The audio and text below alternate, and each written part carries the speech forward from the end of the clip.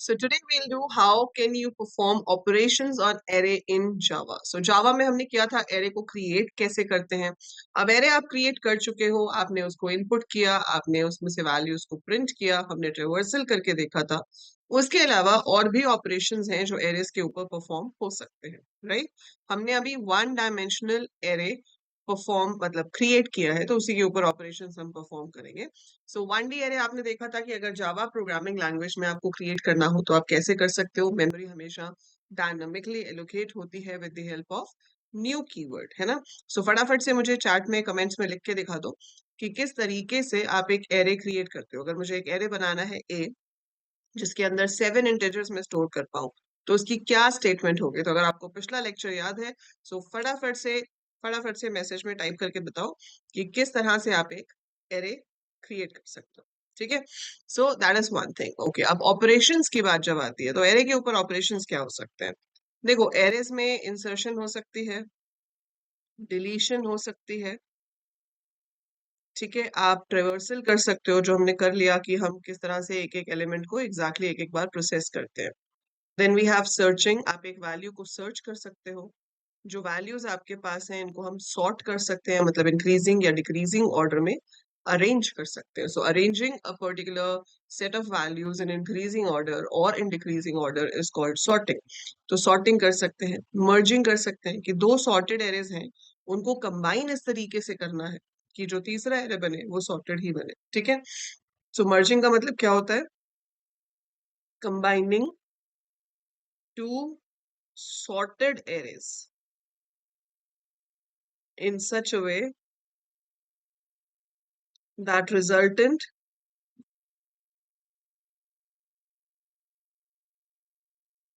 array is also sorted. तो आप बनाते ही ऐसे हो कि जो रिजल्टेंट एरे है वो भी सॉर्टेड ही बने, उसको मर्जिंग कहते हैं. तो ये सारे ऑपरेशंस बहुत डिटेल में हम पढ़ते हैं जब हम सी कर रहे होते हैं, सी प्लस प्लस कर रहे होते हैं, क्योंकि वहां पे एरे एक बहुत ही ज्यादा इंपॉर्टेंट डेटा स्ट्रक्चर होता है. जावा में आके एरेज आप यूज करते हो, बट जावा में आपको बने बनाए बहुत सारे डेटा टाइप्स मिल जाते हैं. जैसे अभी हम आगे जाके करेंगे, हमारे पास एरे लिस्ट नाम का एक डेटा टाइप होता है. तो आप उसका ऑब्जेक्ट बना के यूज कर सकते हो, which is much easier to use in comparison of these normal arrays. और उसपे बहुत सारे ऑपरेशंस पहले से डिफाइन है. सी सी प्लस प्लस में आपके पास स्टैंडर्ड टेम्पलेट लाइब्रेरीज आई हैं सी प्लस प्लस में, STL जिसे कहते हैं, at a later stage. But still उतना फ्लेक्सिबल नहीं है जितना आपके पास जावा में. तो इसलिए array is not one of our core data structures यहाँ पे. तो ये सारे ऑपरेशंस के प्रोग्राम्स आपको डिटेल में यहाँ बनाने की जरूरत नहीं है, पर आप बना सकते हो. वो सारे सेम लॉजिक लगेंगे जो हमने सी और सी प्लस प्लस में किए हुए हैं. सो एग्जैक्टली सेम लॉजिक होंगे. ठीक है. सो इंसर्शन यहाँ पे क्या होता है कि आप जितना एरे के एलिमेंट्स चाहिए उतना ही साइज क्रिएट करते हो और फिर इंसर्ट कर देते हो. पर मान लो कभी आपके पास साइज ज्यादा हो, एलिमेंट्स कम हो और बीच में कहीं इंसर्ट करना है. So we have to shift the elements towards the right hand side and उस जगह पर एलिमेंट नया इंसर्ट हो जाएगा. डिलीट में मेमोरी फ्री नहीं होती है, वही है, आप सिर्फ जगह को ओवरराइट कर सकते हो. तो उस जगह पर आप उसके साथ वाले एलिमेंट्स को शिफ्ट कर देते हो. सो ये बेसिक ऑपरेशंस है. इसमें से जो इंपॉर्टेंट ऑपरेशंस जो आपको होने यहाँ पे भी पता होने चाहिए वो है searching and sorting. So what do we mean by searching. ठीक है. सर्चिंग क्या होता है. ट्रेवर्सल होता है processing each element exactly once. Searching is आपके पास एक एरे है, अब उस एरे के अंदर आप ढूंढ रहे हो कि आपकी एक वैल्यू है या नहीं है. सो finding if a given value is there in the array or not. If yes, what is the position, right? So that is searching. तो searching जो है वो दो तरह की होती है. We have linear search and we have binary search. Right. Linear search का मतलब है कि एक एक करके एलिमेंट्स को कंपेयर करते जाओ. आप फर्स्ट को कंपेयर करो, फिर सेकंड वाले को कंपेयर करो, थर्ड वाले को कंपेयर करो, फोर्थ वाले को कंपेयर करो and so on. So when you keep comparing the values और जहां पर आपको मिल जाए वहां पर आप कह देते हो दैट इट इज फाउंड. लेकिन अगर हम कंपेयर करते गए और बाय चांस कहीं पे भी नहीं मिले तो आप कह सकते हो it is not found in the array. For example मैं यहाँ पर एक एरे ले लेती हूँ. मैंने आपको लास्ट क्लास में बताया था कि आप एरे को डायनामिकली मेमोरी एलोकेट करके क्रिएट कर सकते हो, फिर हम यूजर से इनपुट ले सकते हैं. पर हम चाहे तो एरे को इनिशियलाइज भी कर सकते हैं, मतलब हम फिक्स वैल्यूज भी उसमें डाल सकते हैं जब आप इनिशियलाइज करते हो तो आपको न्यू कीवर्ड की जरूरत नहीं पड़ती. So if I have to put some values like this, तो मैं ऐसे भी पुट कर सकती हूँ. So this is my array जिसके अंदर ये कुछ वैल्यूज हैं जो मैंने स्टोर कर दी. ठीक है, तो ये आपका क्रिएट भी हो जाएगा और उसके अंदर ये वैल्यूज भी ऑटोमेटिकली आपके पास आ जाएगी. ठीक है, तो मैंने ये कुछ वेरिएबल्स ले लिए जिसकी मुझे जरूरत पड़ सकती है और मैं अभी आप दिखाऊंगी कि क्या जरूरत पड़ेगी. यूजर से हमें पूछना है कि कौन सा नंबर ढूंढना है, तो यूजर से पूछना है तो स्कैनर तो लेना ही पड़ेगा. फिर आपने यहाँ पर उसको बोला कि enter the number to be searched. So यहाँ पर हम उससे पूछ लेते हैं enter the number to be searched, और वो नंबर आपने किस में ले लिया, SC डॉट नेक्स्ट एंड में. सो नंबर मेरे पास आ गया. ठीक है, जो नंबर मैं ढूंढ रही थी, enter the number to be search, I got the number. Now what I need to do, I need to check it with all the elements. तो एक एक करके सबसे चेक करना है. लीनियर है तो जीरो से शुरू करेंगे, आखिरी तक जाएंगे. मुझे नहीं पता एरे में कितने एलिमेंट्स हैं, बट हमारे पास यहाँ पर एरे का एक एट्रीब्यूट होता है ए डॉट लेंथ. स्ट्रिंग के साथ जब आप लेंथ लगाते हो तो आपको उसके पीछे राउंड ब्रैकेट्स देने होते हैं. ये चीज ध्यान रखना, जावा में इसमें कंफ्यूजन हो जाती है कि स्ट्रिंग के साथ जब लेंथ लगेगा तो उसके पीछे राउंड ब्रैकेट्स आएंगे. ठीक है, उसके पीछे राउंड ब्रैकेट्स क्यों आएंगे, क्योंकि वो हम मेथड को कॉल कर रहे हैं. वो एक मेथड है जो बता रहा है कि आपके पास क्या कहते हैं, कितने एलिमेंट्स हैं, कितने लेटर्स हैं स्ट्रिंग के अंदर. यहाँ पर एरे के साथ जो है ये प्रॉपर्टी है. ठीक है, तो यहाँ पर राउंड ब्रैकेट नहीं आएगी, इट्स ए डॉट लेंथ. अब आप यहाँ पर चेक कर सकते हो कि जो एरे ए है उसमें आई पोजीशन पे जो वैल्यू है वो नंबर के इक्वल है या नहीं. ठीक है, अगर तो है तो काउंट प्लस प्लस कर दो. साथ के साथ आपको पोजीशन भी प्रिंट करना चाहते हो तो आप प्रिंट कर सकते हो, out dot print L found at position आई.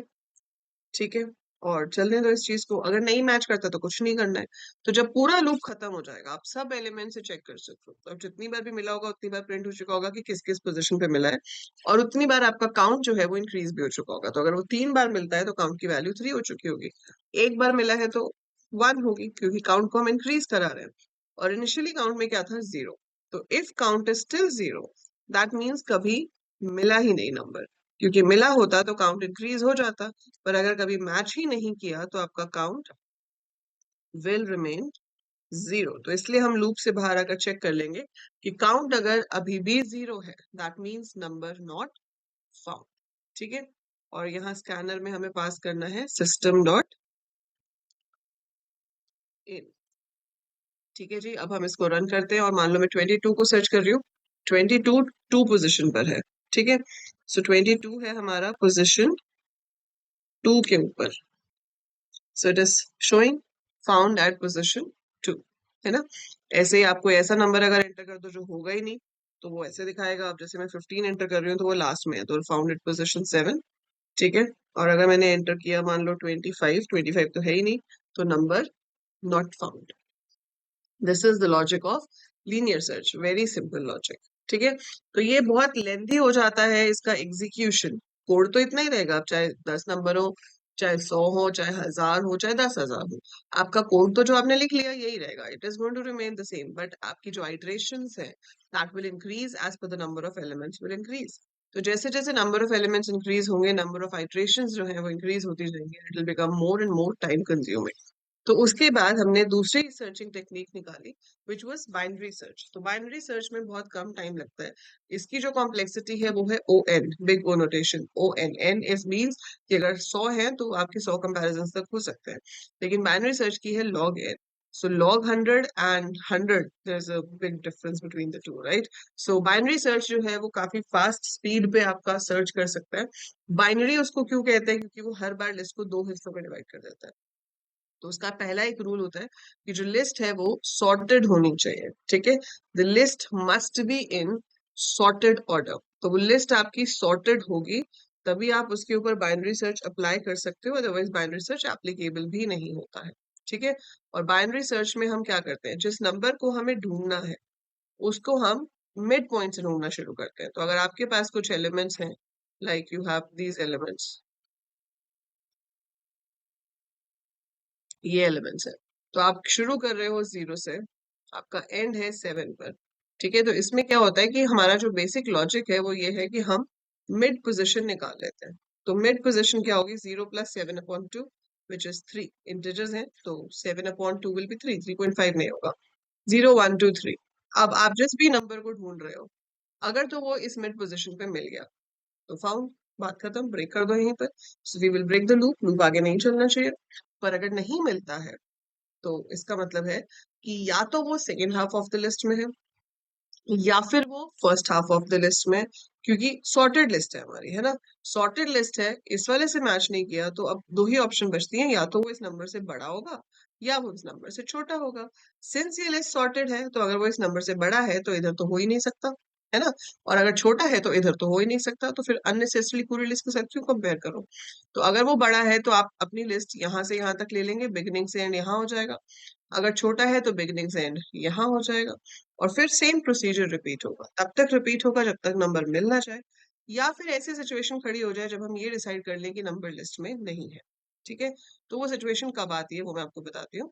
तो हम यहाँ पर चेक करेंगे कि अगर A mid is equal to number, तो फाउंड प्रिंट करो और यहीं से लूप को ब्रेक कर दो।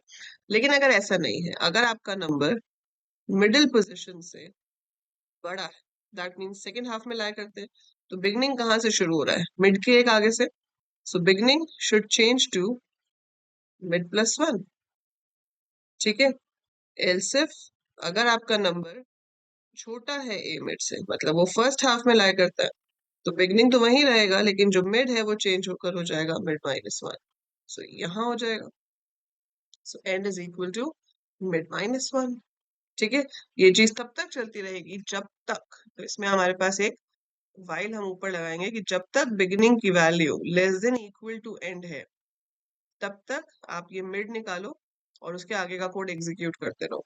जैसे ही बिगिनिंग एंड से बड़ा हुआ, जहां बिगिनिंग की वैल्यू ने एंड को क्रॉस किया, मतलब नंबर लिस्ट में नहीं है। तो अब इस लूप से हम दो तरीके से बाहर आ सकते हैं, या तो मिल जाएगा तो ब्रेक हो जाएगा, बाहर आ जाएंगे, या फिर ये कंडीशन फॉल्स हो जाएगी, बिगिनिंग ग्रेटर देन एंड वाली। So beginning less than equal to end false होगा, मतलब बिगिनिंग ग्रेटर देन एंड हो गया है। So in that case we will say that the number is not found। ठीक है, सो इसका कोड आप खुद से करोगे, मैंने आपको लॉजिक बता दिया है, मेन कोड भी मैं एक बार फिर से लिख देती हूँ, but I want you to do it yourself. आप एक एरे लोगे इंक्रीजिंग ऑर्डर में, फिर आप बिगनिंग को इनिशियलाइज करोगे 0, mid should be A length -1, beginning आपका 0 होना चाहिए, एंड इनिशियली होना चाहिए जो भी एरे की लेंथ है -1। अब हम लूप लगा देंगे कि while beginning is less than equal to end, जब तक बिगिनिंग की value less than equal to end है, तब तक मिड कैलकुलेट किया जाए, which should be beginning plus end divided by 2। We should check कि एरे में मिड पोजीशन पर वैल्यू है या नहीं, अगर है तो फाउंड एंड ऑल करके ब्रेक कर देंगे। लेकिन अगर ऐसा नहीं है तो हम चेक कर लेंगे कि नंबर आपका ए मिड से बड़ा है या नहीं। बड़ा है so it should be mid +1, else छोटा ही होगा, so end should be mid -1। So we have it like this. तो ये लूप चलता रहेगा चलता रहेगा चलता रहेगा, और जब बिगनिंग एंड से बड़ा होगा सो इट विल स्टॉप। ठीक है, so this is how we have while loop.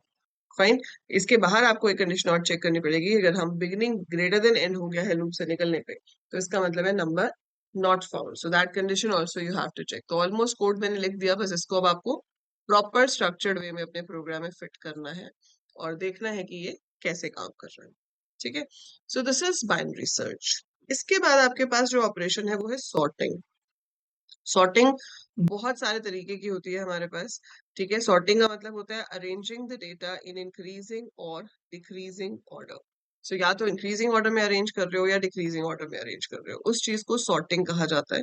Sorting की जब आप डेटा स्ट्रक्चर्स पढ़ते हो या नॉर्मली भी लैंग्वेजेस पढ़ते हो, तो ये वेरियस टाइप ऑफ सॉर्टिंग, हमारे पास सिलेक्शन सॉर्ट है, बबल सॉर्ट है, इंसर्शन सॉर्ट है, मर्ज सॉर्ट है, हीप सॉर्ट है, ठीक है, क्विक सॉर्ट है।